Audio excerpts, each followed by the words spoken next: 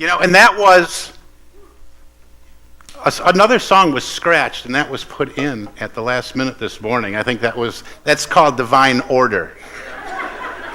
Especially when we get to our next guest here and you hear her message. There's the rest of the story. 22 months after being warned if she lived, she may never sing again. So 22 months after being warned that she may never sing again, Denise sang to a sellout crowd of 37,000 people at Red Sox fans at Boston's Fenway Park.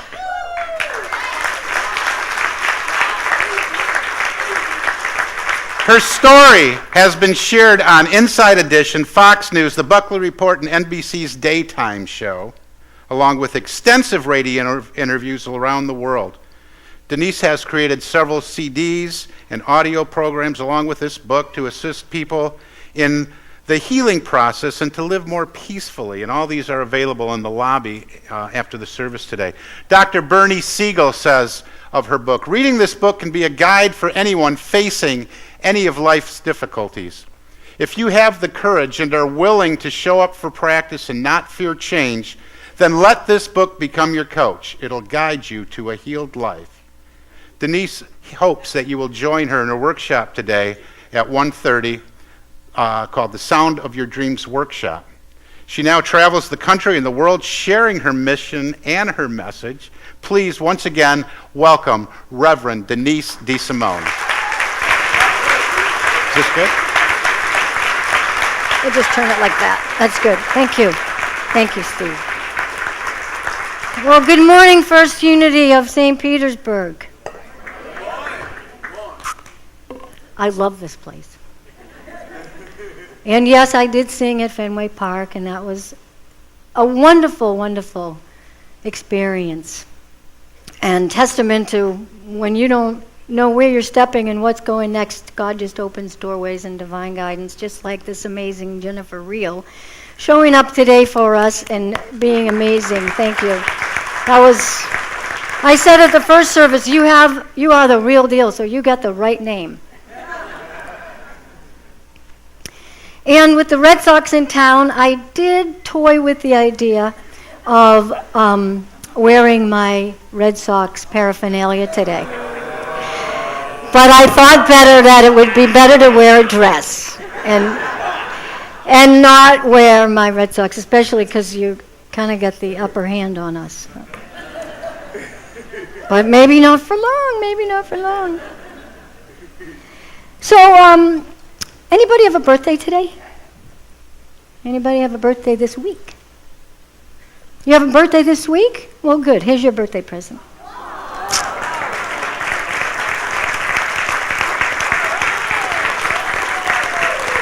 Come see me after, and I'll sign it for you. Okay.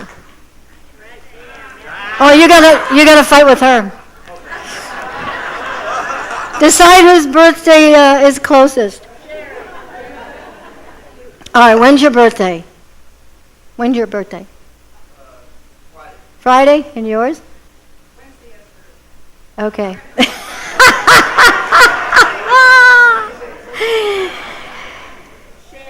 Yeah, you share. Hopefully, if you don't know each other, you do now. So, how many cancer survivors among us? Great. Welcome.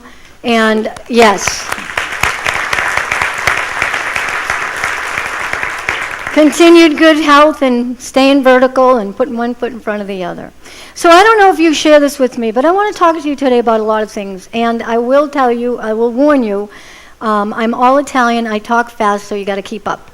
We don't have a lot of time today. But as far as cancer did not define me. It redesigned me. And I'll share with you why I feel that way. I don't know if you have that experience with your own cancer. And I often ask how many people know somebody that have been touched by cancer. But you know what? Every hand, unfortunately, in the room would go up, wouldn't it?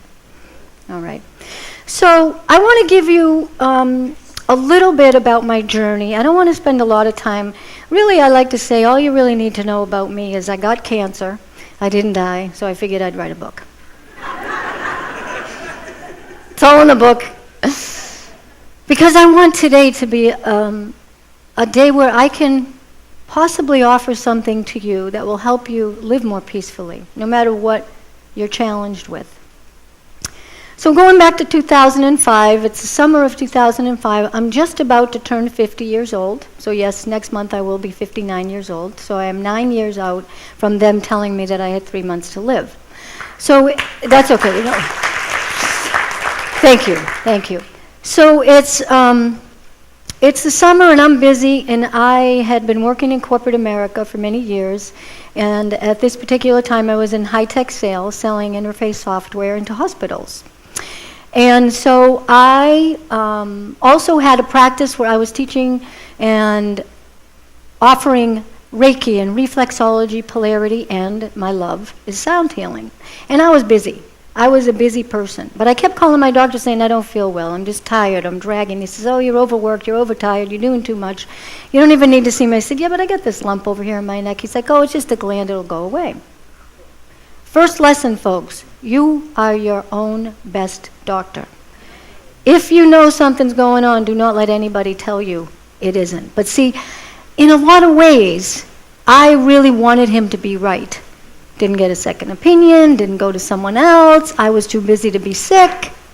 So the day comes, and during this summer, I was training for a ride called the Pan Mass Challenge. And in Massachusetts, it's actually the largest athletic fundraiser in the world. And the PMC raises money for cancer for children for the Jimmy Fund through the Dana-Farber Cancer Institute.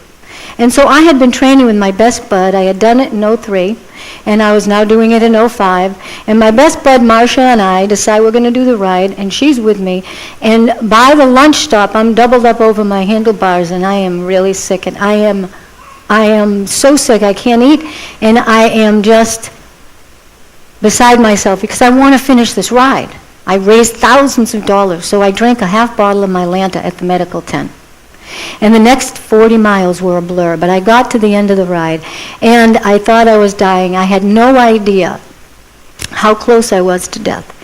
It was within that week that they told me I had 3 months to live, and I had a very, very serious, aggressive squamous cell carcinoma that was in the back of my throat and had metastasized to my entire neck, everywhere, both sides. So I didn't have a whole lot of time to think about things. You see, when life comes to a screeching halt, it puts a different perspective, doesn't it? You start looking through a different lens in life, and I call it you start to listen to life like your engine is on fire. So what does that mean, your engine's on fire? I'm going to invite you today to listen like your engine's on fire.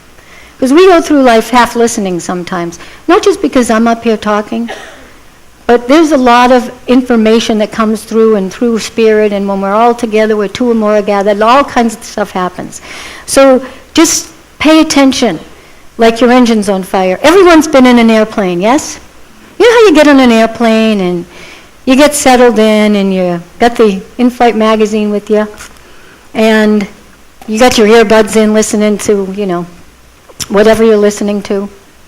And then in about 5 minutes or so, the flight attendant comes up and they start doing their, in case you take a dive into the ocean, or the oxygen tank, and make sure you put it on you before the baby and granny, because without you they won't be alive. And you're doing what? Listening to your music. Exactly.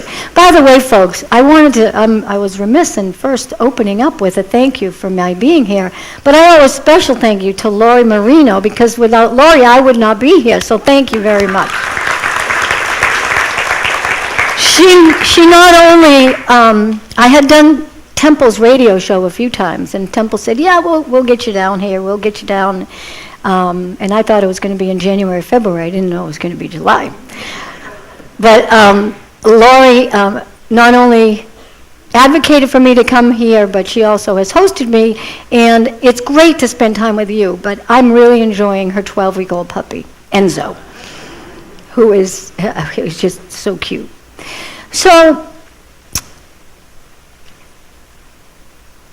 it's time to listen up to the flight attendant. But what are we doing? We're listening to our music. Because why? Because Our predisposition of being human means we say, oh, I know that. We do it really well with our spouses. We've done it our whole lives at different situations. I know that, I know that, I know that, I know that. Until all of a sudden, the engine outside seat number 10 in the window seat is on fire. Now you have a different listening, don't you? All of a sudden, you rip your earbuds out. You really don't care how good Adam Levine sounds. You don't really care what's in the in-flight magazine. All you care about is what? Your life. You are listening now, and you're paying attention like your engine's on fire. And I'm here to invite you today, live your life moment by moment like your engine's on fire. You don't need cancer. You don't need a wake-up call. We just need to pay attention to what we're paying attention to. And we need to start thinking about what we think about. Most of us, you probably never thought of thinking about what you think about, have you? But that's where it starts. And I wish I had all day to talk to you about things, because you know what? I have a lot of things I want to share with you. But so what does this catastrophic event come to teach? When we have these challenges, what does this come to teach us? Well, what it comes to teach is that the moment is the only thing that we have going on. That we really just need to live in the moment. Because when we're back there, we're not right here. And I like to say, when the past calls, you don't need to answer, because it has nothing new to tell you. Nothing. And most of us are worried about something that isn't going to happen. And a friend of mine says, we're borrowing problems from the future. They don't even exist. How many people in here have worried about something and it never happened? Amen. It never even happened. You know, someone told me a long time ago, you know, when you worry, it's insulting to God.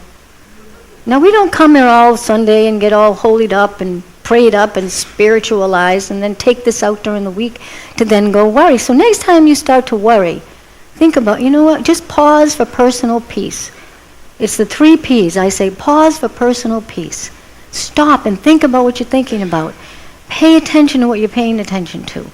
And when you catch yourself worrying about anything, just surrender and let it go, because it all works out fabulously. The fact that you're singing that song was amazing today. And my message that I'm going to break down for you in a little bit more in a few moments. So let yourself let go of worry and be in the moment. Because what happens when we're not in the moment? We're in fear. And I like to say, you know what? Fear will bow its head to faith, so long as your faith is strong enough. I'm going to say that again. Fear, and that was fabulous, the daily word. See, it all just, I didn't know all this. But someone did. Fear will bow its head to faith, so long as your faith is strong enough.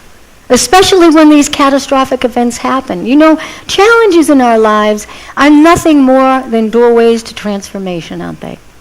You see, you walk through that doorway today, and you come in and you get transformed just a little bit more. And we can't take spiritual bypasses. We have to go through the doorway into the transformation. And oftentimes we're fearful. But just be faithful. Check in with your faith. I know you all got it, because you're lunatics. It's kind of like I'm preaching to the choir, but... So, I was in the spiritual gymnasium for a long time. I like to go to the gymnasium where you work out your muscles, and a lot of you look like you're in really good shape here in Florida, so you probably go to the gym or walk or do something, because when we need our physical bodies to be strong, we need to know that they're toned and strengthened, and we can lift a box or walk or do whatever we need to do. And why do we go and follow spiritual paths? It's because we need our spiritual muscle to be strong. So I was called upon to see how strong is my spiritual muscle. When I tell you it was a tough, rigorous road, I had a feeding tube. It's how I was fed for 9 months. Had to really go back to school to learn how to drink water. I didn't drink water for months. 2 surgeries on my esophagus to open it to see if I could ever eat again and not depend on the tube. Telling me no singing was the worst thing you could tell me. And telling me no eating was like, what?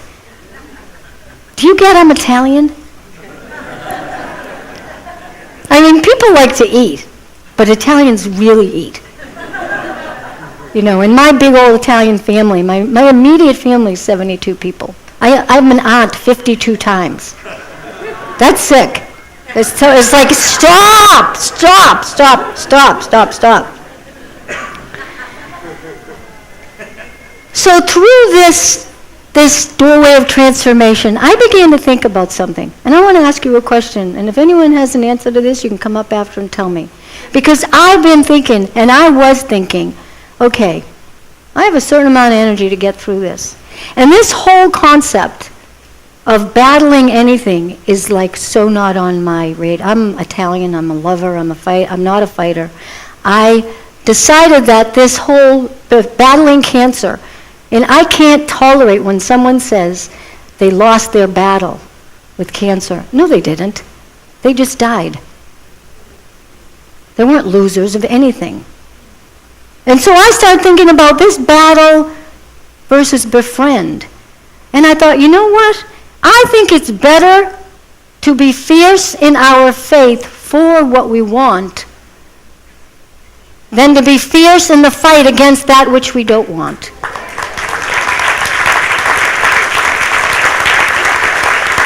Thank you.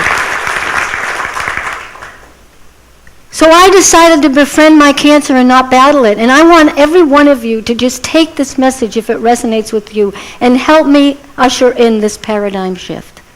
It's time to befriend our challenges, especially cancer. So I went about talking to my cancer. And I decided I was going to use the principles I learned in my spiritual gymnasium. And I started to converse with my cancer. And I met a lot of you today, and you told me your name. So I decided, you know what, if I'm going to have a relationship with this cancer, I'm going to give it a name. So I named it PIN, pain in the neck. Because then after all that stuff, I had a 4.5-hour operation to remove the left side of my neck. So it just would never have anywhere to come back to in case it decided to revisit. So I get familiar and I get friendly and I go through this dialogue with PIN. Now it's too much to share with you, but I want to share, it's chapter 6 in my book is called PIN. I want to share 3 major things that PIN taught me, and I'll tell you what they were, then I'll break them down, and then we're going to go eat, okay? Then we're going to come back and we're going to do all this cool sound stuff. So PIN says to me, Denise, stop beating yourself up for nothing. Number 2, the more light you can hold, the less room there'll be for me. And number 3, the more you love yourself, the less reason for me to stick around. Yeah, I like it when you and wow. So the number 1, stop beating yourself up for nothing. I said a little bit indignantly, I'm not beating myself up for nothing. And Pin said, it doesn't feel that way in here. So how many times do you beat yourself up for nothing? You don't have to answer me. I just want you to take this with you at a cellular level.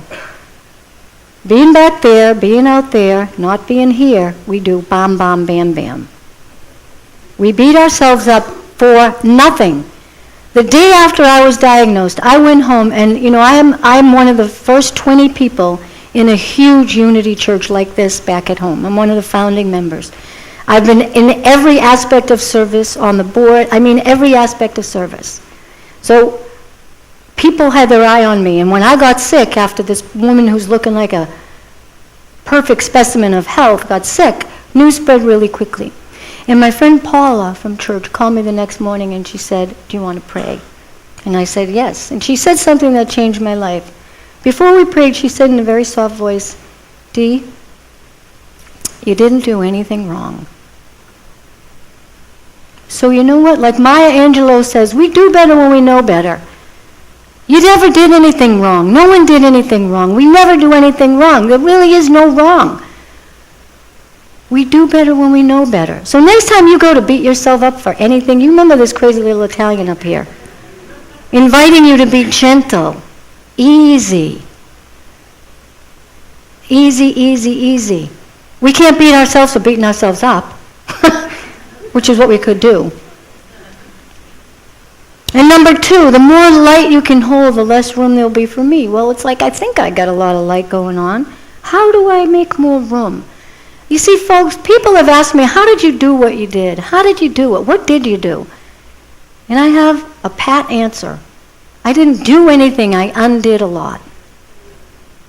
Because, I don't care how cool and wonderful your parental units were, there's some crap that gets laid on us from the time we were little miracles like that child back there. And so we, as adults, have to go in. Not the greatest love of all, teach our children well. Go get to the inner child in your own self. And be with that little one. You wouldn't beat up a little kid. Remember who you are. So we have to go in, we have to undo, we have to clear the blockages. Now this is work. It's a little bit of work, but it's worth it. And so I decided, you know what? No, I didn't take a spiritual bypass. I didn't just go from, oh, you got cancer too, let's just make friends with this stuff and get all holy. No. I was ticked off. I was busy. I had no time to sit and not eat and not talk and not do all of those things. So I bought a wiffle ball bat. And my sister Diane asked me, what's that for? And I said, it's my anger management tool. I'm going to beat the crap out of everything. And when I got angry and I got sad and I got whatever was not the vibration that I knew I had to be holding, I released it by whacking and beating and smashing my recliner and hitting my pillow, and I'd start crying, and then when I had a voice, I might make some tones and yell, because sound healing bypasses your brain and releases all that stuff in here. That's why I love it. And I'd end up on the floor crying, and then I'd inevitably end up laughing. And all of a sudden, you know what? I felt lighter. And then I knew it was time to get into the more you love yourself, the less reason for me to stick around. Now here I am in the spiritual gymnasium of unity. Before I'd been raised Catholic, and I loved some of that stuff. I loved Jesus. And then I was in spiritualism, so I was pretty well on my path. And I thought I had been loving myself. But what I learned is there's a whole other level. There was for me. And one of the best tools that I will give you is chapter 7 in my book. Take a good look in the mirror. Is the best way to do this work about loving you is to get in that mirror and look at yourself. Now Louise Hay, everybody know who Louise Hay is? Louise Hay talks about going up and saying, I love you, but you can do that kind of very quickly. And when we're doing this, making sure there's no food in our teeth and our hair looks good and our makeup's on perfect and you guys, your hair's all good. When we're doing that, we're not really looking into the windows of our soul. So I'm going to invite you. So I start looking into the windows of my soul, and I can do that for a few seconds before the tears come up. Which, by the way, tears are holy water. When you cry, bless yourself with them. So I start looking, and I start doing, and I start crying, and I look away. But I kept at it. And then I decided I was going to kiss myself. Now, she doesn't say to do that, but I said, you know what? I'm going to kiss myself, because it means I'm engaging more deeply. And the more I can do this, the more I can get here. And the more this is going to be befriended and loved on its way. And so I decided I was going to take it a step further. And I'm going to invite all of you men, and you too, Chris. I want to just give a shout out to my friends Chris and Leona who are here. They live down here. Chris was my old boss 20 years ago. And we've stayed in touch, and he called and said, I'm living here, and so thank you. So you guys out there, and you women, I want you to go get some lipstick, and I want you to put it on, and I want you to go kiss yourself in the mirror. Yeah, you're laughing now. I want you to write to me and tell me how that was for you, because it isn't easy to do. But the reason it's really good to do is because when you go back by that mirror, you remember how much you love yourself, how you're reminded of how deeply you want to tap into that inner child. And the greatest love of all is right here. Not the conceited love, not the love that we're taught, oh, you don't love yourself, don't be boastful, don't be doing this, don't be doing that. That's wrong to love you. I'm talking about the way God loved us enough to create us. In the divinity and the alignment with that divine, that kind of love. We owe God that kind of love. And when we can love ourselves that way, there's nothing in the way. We're not in the way, we are the way. So, I want you to take your left hand and your right. Kiss your left hand. Kiss your right. Hold your face. That person you're holding is the most precious person that you will ever want to be with. And you're with them all the time. So you better get loving them and loving them and loving them. And if you forget how much you love that person, you call me up. You can get me at DeniseDeSimone.com. Thank you so much for your kind attention. Thank you. Thank you. Thank you. Thank you. Thank you. Thank you. Thank you.